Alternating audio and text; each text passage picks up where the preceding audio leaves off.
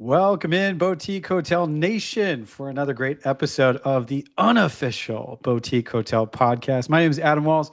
I'm your host. And again, this podcast is dedicated for talking to folks in the short term rental space, moving over to that boutique hotel space. We think prime for great opportunity. It's not me, just solo me. I am joined with my Mister from another sister, Micah Thomas. Micah, how you doing, brother? Doing good, doing good. Can't complain. Just heavy into all the monotony of what it takes to buy a hotel. I got off the phone with at least three different banks today, so love to tell you more about that later, but doing good overall. Can't complain. Mr. Bankman, I love it. Well, thank you. Thank you for your service. You're doing the world a service over there, keeping bankers busy, shaking hands, I don't kissing know how much babies. service, but I'm definitely calling around a lot. I love it, man. And we're learning a ton, right? That actually this has been talk about a new insight that like equity is turning out to be easier to raise than debt. And that's been a crazy revelation, but that's maybe even a good segue to bring in Yeah. today's guest. So Isaac Oswald joining us here. Just pulled up your Instagram, by the way. I'm ashamed I'm not following you. Dude, conscious capitalist, burrito lover. I Yeah. am so into this. So again, I know you through the Amazing. Boutique Hotel Mastermind is just, the capital raising expert, the renovation construction guy, 20 25 years of ground up stuff. But can we talk about burritos for a second? Yeah. I gotta correct you. I haven't had that long of experience. Oh, I've been in the building industry for a long time, but okay, fair. development or any of that kind of stuff is shorter than that. But thank you. Uh, I'll tell you a quick story that I kind of like that. show you my commitment that I call Chipotle, affectionately. Beautiful. Uh, my daughter uh, did not sleep, colic, and the only time we could get her to nap, this was definitely during COVID too, was I get her in the car like lunchtime working out of the house and I drive around and she finally falls asleep after crying, right? I had my local establishment of Chipotle set up, designed. I ordered it from my phone, and they came out and delivered it to my car, and it allowed me to eat my burrito and continue to drive around. Now, most of the time, they're burrito bowls and that kind of stuff like that. Every now and then, I do indulge with the Okay, shell. carb I, conscious. I try to keep it together so I can fit through the doorway. But thank you. Yeah, Oh my God. Well, and yeah. and and did now again, I think I met you when you're whatever, 12, 15%. You look slim, trim, handsome, all the things. I'm going But into my body fat. like Thank you. is there was there a world where you didn't fit through doorways? I just don't know how big of a Yeah, transformation this was. I got poked fun of early mid childhood for sure. Yeah, Fair. Okay. Okay. Yeah. So we're but I we're we're, appreciate it. But we're the 2.0 today. Okay. I Quite like the that. sure, transformation. just trying to keep it together, man. Dude, Well, But well, exactly. And I speak, married a personal trainer, so oh yeah, keeps you on your there's toes. certain expectations just by signing that contract, right? But Yeah, of course, of course. Well, yeah, but thank speaking you of, for inviting me here. I'm sorry to interrupt, but thank you for inviting me. no, it's totally fine. I'm, been working with you guys for a little while and super impressed by your discipline, your energy, and your just tenacity to go into a new space to you guys. But then you're quickly learning, and most importantly, you're getting the right team and structure around you. Absolutely. yeah. Appreciate that. Absolutely. And I think this is the perfect segue to speak to maybe one of your strengths. And I think that's deal structure and how to manage capital. So, um, if you could give us a little bit of what it looks like to take down a boutique hotel or a hotel in general and kind of, both sides of the spectrum. You have equity and you have your debt or your senior debt. So could you talk a little bit about kind of the balance and how there's several parallels that go all at the same time that need to be addressed and taken care of to get the deal closed and across the finish line? Yeah, yeah. So it's a dynamic business. You have a lot of moving parts, right? And that's why, you'll hear any of this stuff. It is a who, not how. It's both Mhm. in that kind of way. And just stepping into it, traditional structure. If you're buying a house, you come to the window with, your down payment, and then you have your loan, and it's similar in a commercial real estate aspect. But then there's just a little bit more creativity that can be done. When it comes to looking at like capital, being the steward of a capital is a privilege. I've been fortunate enough to have people believe in me and do so. And there's been such situations where I did it very well. And there's situations that I didn't foresee happening, and Mm. it didn't go as well as I wanted it to, right? And but I think that's one of the things I've kind of relayed to you guys and some other people. Like it's and it can be a scary topic for people, but it's a badge of honor to be able to reflect and take resources and deploy it. And so you'll hear me say contingency. You'll hear me say if this and that. You'll hear me say, okay, like the bank might give you that loan, but there might be some extra money on the side that they're expecting to, like interest reserve and this kind of stuff. And so a lot of this game is just it's all about structure, but it's all about just you have a vision and you have a plan and you have a couple different ways to tackle a plan. And that's the abundant mindset that's going to Mm. be attracting the equity, right? But then Yeah. when you go to the lender, Sam, I mean, they're capped at 7% in current market rates. They're capped and they're going to look at the downside. So it's a completely different mindset of how they're approaching it. And so you literally have to stress test, factor test, and say, if this, then that.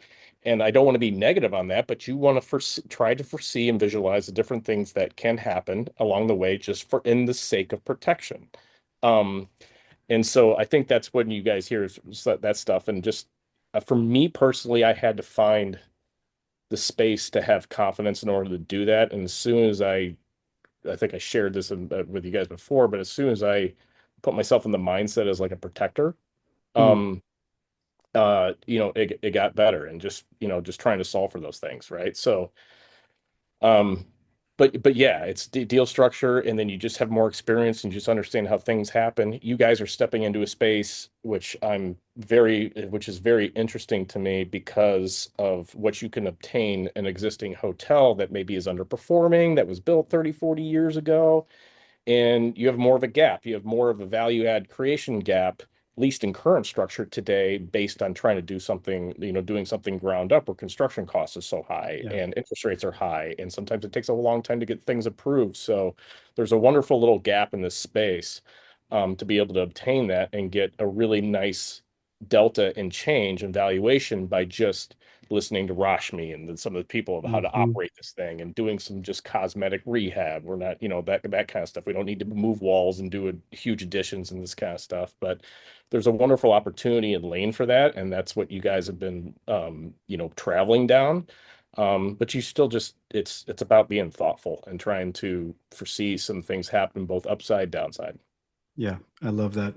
And maybe we can even rewind the tape and hear a little bit more about your story and how you got into this. I think of didn't really, you know, think about this as my entry point to real estate, but my first job was working for my dad at 14 in an Ace Hardware, and I was, restocking paint and nails and caulking, then graduated to the retail desk, and then I was moving lumber and concrete in the yard.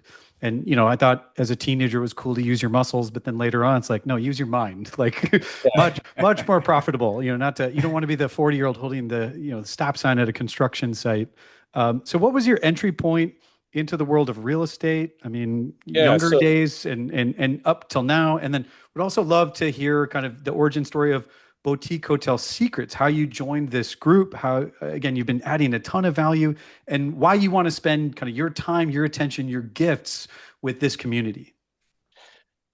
yeah, it's a great question. So historically, like my dad was in it, and then I went into it well as the supply channel of basically all the building materials that go up maybe outside the big box, right, and that kind Hmm. of stuff. So that leads yourself into professional builder and stuff like that. So I was lucky enough to kind of um, experience that, which is a traditional B2B business, and kind of see what is being created and all the stuff that went from there.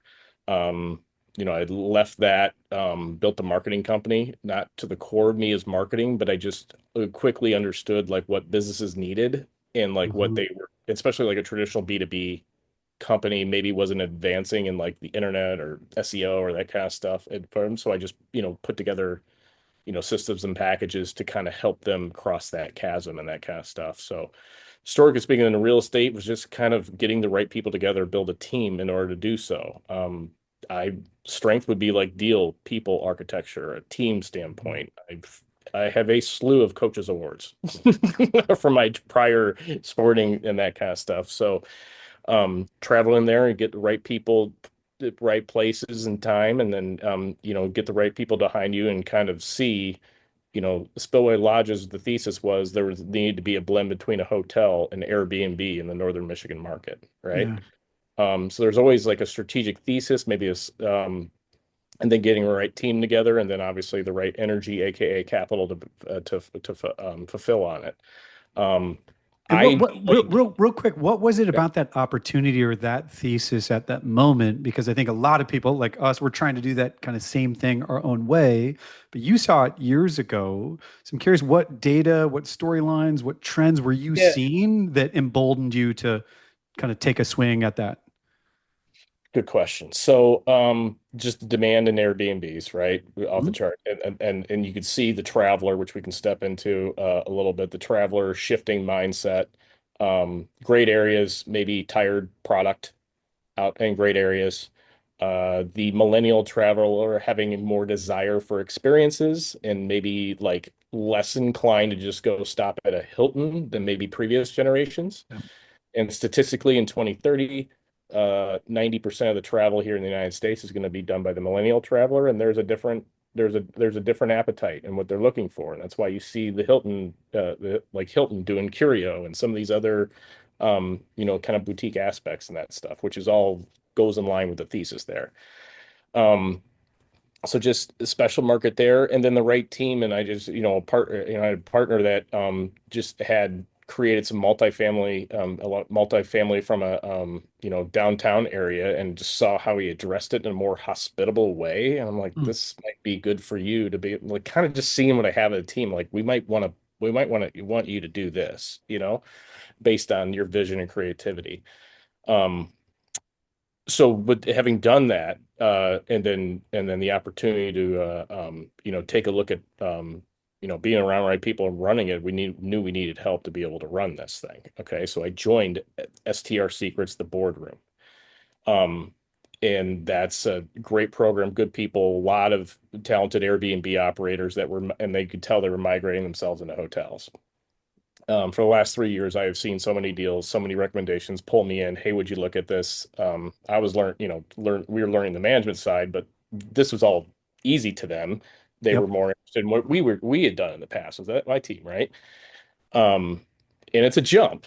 Like there's different things. Like the same software is not going to work, and some of those Yep. things, right? And so for a couple of years, talking to the team, I'm like, we need our own little track here. I'd be happy to help and assist, but there's a dedicated system and track of educational process, and we're getting into commercial real estate, and it's a little different. It's okay, but there's some more sophistication here. There's more stuff going on. And between myself, Joel, obviously Mike Shogun, and a few other people, and like Rashmi kind of put together, a curriculum, knowing that Mhm. it was going to say, here's your curriculum, but at the same time, like, let's just get in a deal, go find a Yep. deal, and then you'll learn by doing it along the way and having a support network. Yeah, I think that's a really good point. And I think both of us take quite the advantage of being in BHS Mastermind and just soaking up a ton of knowledge on top of the didactic portion and just learning everything that there is to know about boutique hotels as we're newcomers into the field. There's one thing that you mentioned that I want to kind of circle back to, and it's just the landscape and the market of boutique hotels and Airbnbs. Yeah. The stat that I throw away or throw, I'm sorry, not throw away, but throw around all the time is that every day 10,000 baby boomers turn 65. That's an actual fact, and probably more now, because the population is aging. But with that, you have owners, managers of these hotels, motels that are looking for an exit plan and may not have a good retirement to fall back on because they've been living inside of their business instead of managing their business. So I wanted to see if you could touch a little bit on the opportunity that that presents for us and maybe some strategies that we can use to get into the boutique hotel space.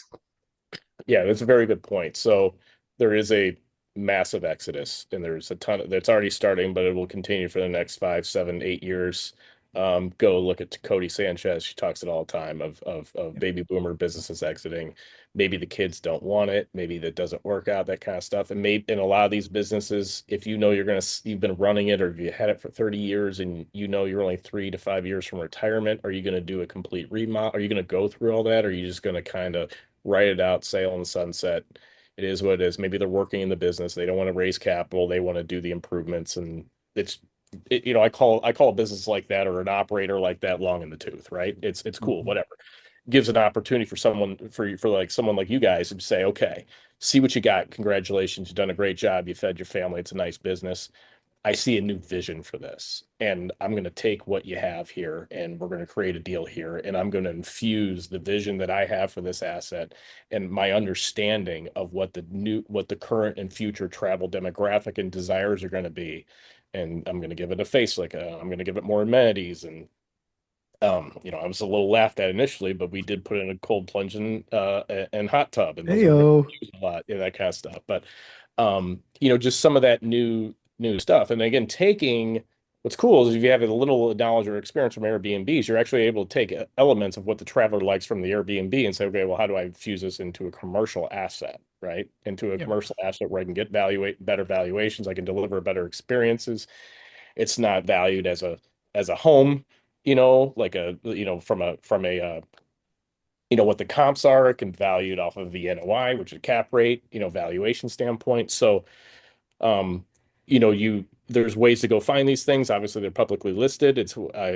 We certainly recommend getting ingrained and picking a spot and really really figuring out what that end result that you want to be and what the market is and what it supports it and understanding the data around it, so on and so forth. And then as you get in the game, you're looking to become the one. You're looking to want to become the Mhm. one in that market that people go to for a deal. And buying a business or buying something like that, you guys found yours pretty quickly. Sometimes it takes time and patience. You go through a ton of deals. Not all deals are great deals. A lot of them aren't great deals. But it's the discipline and the consistency to actually filter through those deals, be able to evaluate them. Um, and say, hey, okay, we got a really good value add gap here. We're going to put together the right team structure and move forward from here. Um, but they are popping up more and more. And lastly, I will say there is usually in these scenarios, not everything's just about purchase price when you're buying this stuff. Um, I know that business can be math, but it's certainly art and emotions too. So what is the Mm. reason they want to get out? Do they want their time? That kind of stuff. And so there's an opportunity in this space with an existing business to craft more creative seller financing deals, so on and so forth. Um, when you're taking on an existing business or an existing asset than there maybe is in other asset classes. So again, allowing you a little flexibility to structure the right deal. So not sure if that answered completely your question, but that's how I think of it. Yeah, that was a totally good answer. I think that kind of Okay. All encircles right. a lot of That was different. Micah approved. That makes me feel Yeah, good. that was Hey. you Okay. got my stamp of approval. I was freaking nervous when I finished that. Thank you.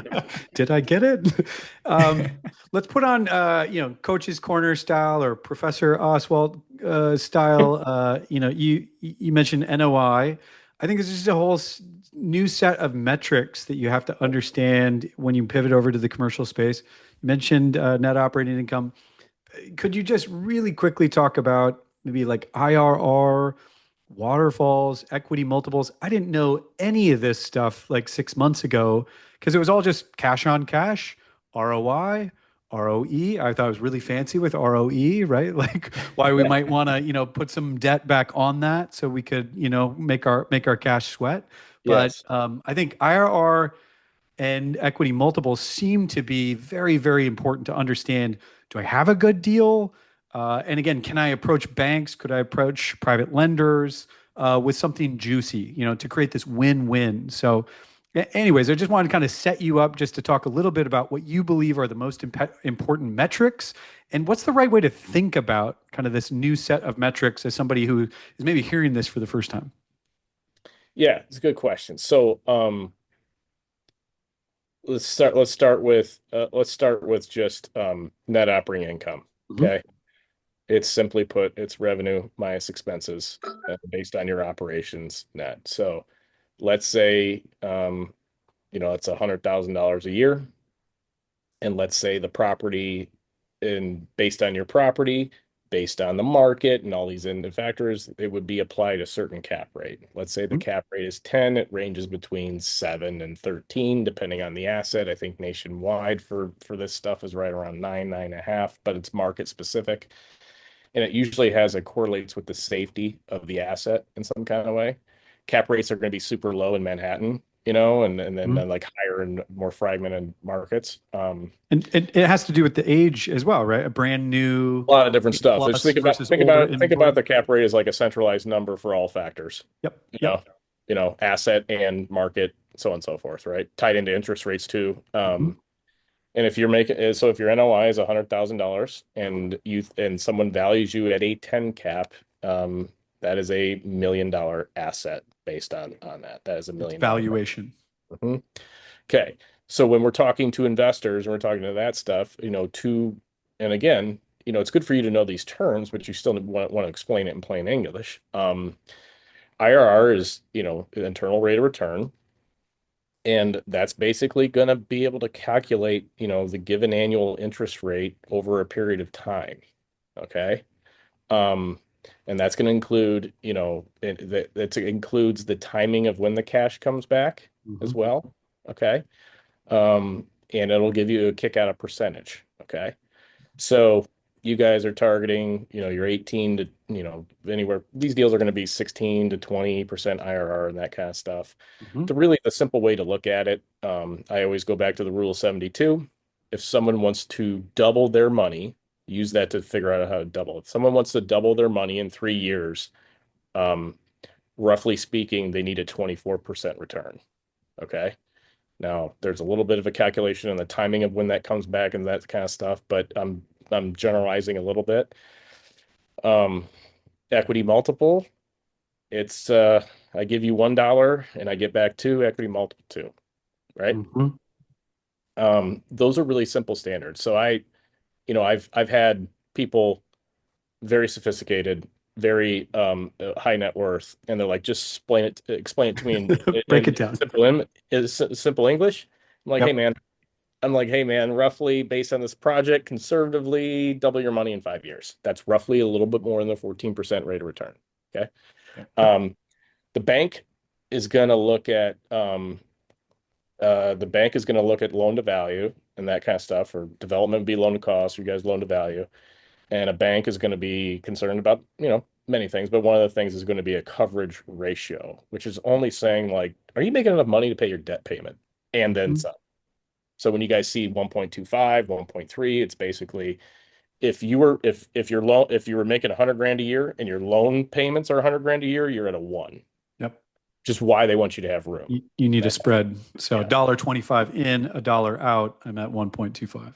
Yes, and depending on the asset, depending on the stuff, affordable housing is going to be lower. Like you don't need as much because it's safer Mm.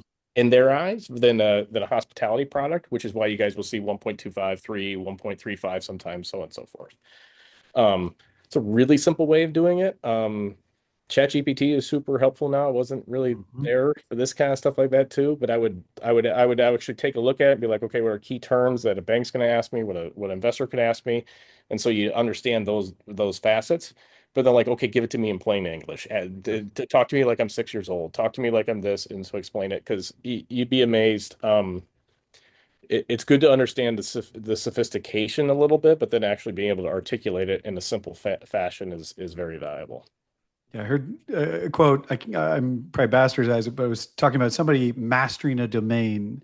And a true master of a domain is able to give you the single sentence, they Yep. can give you the paragraph, or they can give you the chapter. What's Yep. the altitude? Who am I talking to? And what do you need? And if I can only just regurgitate the thing that I learned, just sorry, you get the paragraph, whether you wanted the sentence or the chapter, I haven't mastered the craft. So Hmm. I think that checks out with my own experience of going, wow, I really need a crash course in commercial financials, how to value, how to underwrite, how to think about debt, equity, et cetera. I can tell I'm getting more fluent. I'm still have a long, long ways to go. But I love that. It seems to me one of your gifts, right, is to understand, kind of the hard math, the hard science, the 62 tab spreadsheet, but then just talk to somebody plainly. And by the way, Mike and I have had the good fortune to be on calls with you in front of investors. And something I also wanted to ask about is like you ask great questions. And I don't know if other people notice that or are doing that, but it feels like that's a true strength that gives you a read on where to take the conversation next. So I don't know, was that just natural? You've always done that, or have you learned that over Oh, time how to ask great that's kind questions of to you. investors? Kind of you. I'm naturally gifted in math, and I can and people, and I care. Like Yeah. I want to know, like, do you care about this, or is this exciting to you, or what does your world look like, or this kind of stuff like that. I do want to know because, like, when you're looking at this, when you're early in a deal, you got to, you need the finances in order to do so, but you got to understand that too. You got to think about, well, how's it play out over 3 years, 4 years? I've had scenarios that I wish I could unwind things, right? And I wish I would have asked different questions in advance and that kind of stuff. And so, regardless of their a limited partner, you still want everyone to be in sync. The most important word I believe in, there's a lot of important words, but in business is alignment. And Mm, if I don't ask the right questions on where your head's at or what you're looking for, if I think this is right for you, if I don't think it's right for you, I'm not going to take your money, because I know it's going to just lead to problems. You're going to be unhappy. I'm going to be unhappy. I'm going to be stressed out. Um, and it's just not the right fit. So it's like, it's another reason why I always, kind of caution you guys on not caution, but just prepares like, hey, just, mhm. you want people that are going to be longer term holders, right? You can exit this thing in 3 years if you really want to, Yep. but do you really want that pressure? What happens to the market turn? What happens if there's another COVID? Like I went through a deal where the banks froze, right? Like the stuff happens. And usually if you have the right amount of capital and you have the time and you have the right team, you can figure it out, you know?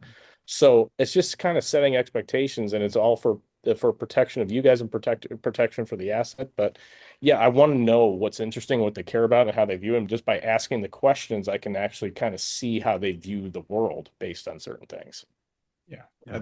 that's a great point, and I was literally thinking about this the other day. You asked one question. I observed you asked a single question, and it pretty much like opened the playbook, and we were able to gain so much understanding just from a single question. I think that just also comes from experience in the industry and Yeah. understanding what is needed and what's true to get to the bottom line.